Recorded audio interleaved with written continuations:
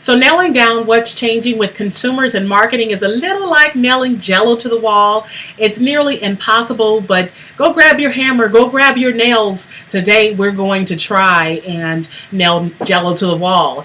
In this video, I'm excited because I'm going to discuss with you 4 major changes that are rocking the marketing world. They're changing today's marketing landscape.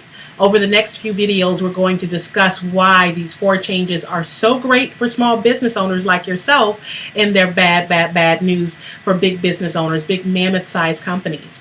So what are these 4 changes, you ask? Well, the first change number 1, is goodbye broadcast, hello conversation. The second change is you can't buy me. You can't buy my love. The third change is local to global audiences. The fourth change is out with the out and in with the in. So first, change number 1, goodbye broadcast, hello conversation. This is probably one of my favorite changes because I'm glad that it's turning to this way. Blasting your marketing message out to massive audiences used to be effective. Procter & Gamble and big companies were built on marketing practices like this, but that's outdated. That's the old world. Not anymore. Your audience wants to have a conversation with you. They want to reach out and touch you. They want to know that you're real, and they need to connect with you beyond the shallow one-way messages that traditional marketers are just pushing out and broadcasting and sending out to the world. They don't care about those anymore.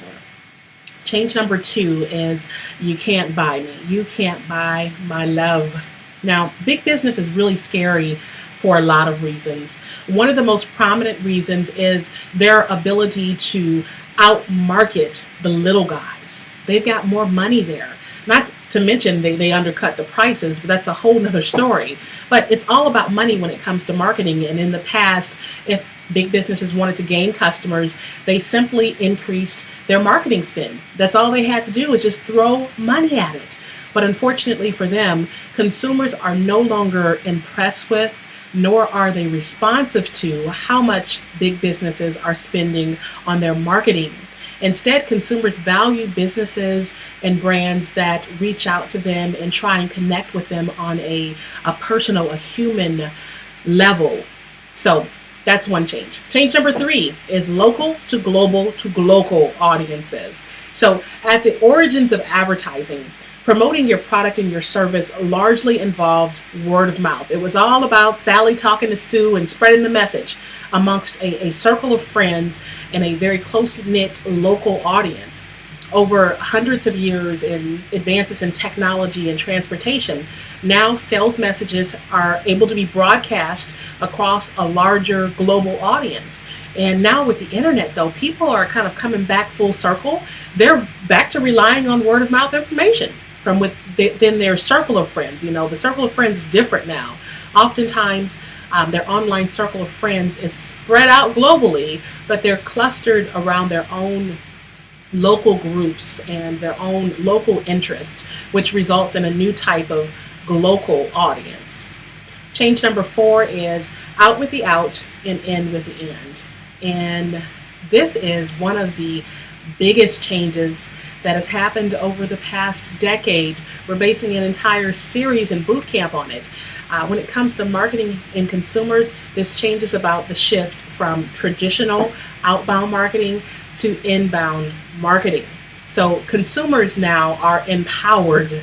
That's what's going on. You know, they are in control with technology. They can control what they see, when they see it, how they see it. Everything is on demand. I press a button and I see it when I want to see it.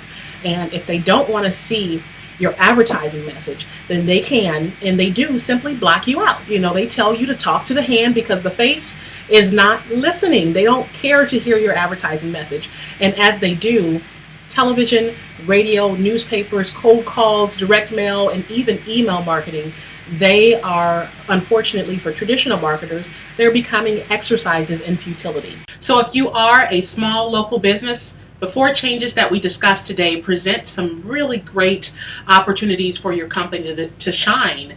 It's like the internet has delivered a gift that was custom made for you, just for you. It has your name embroidered on it.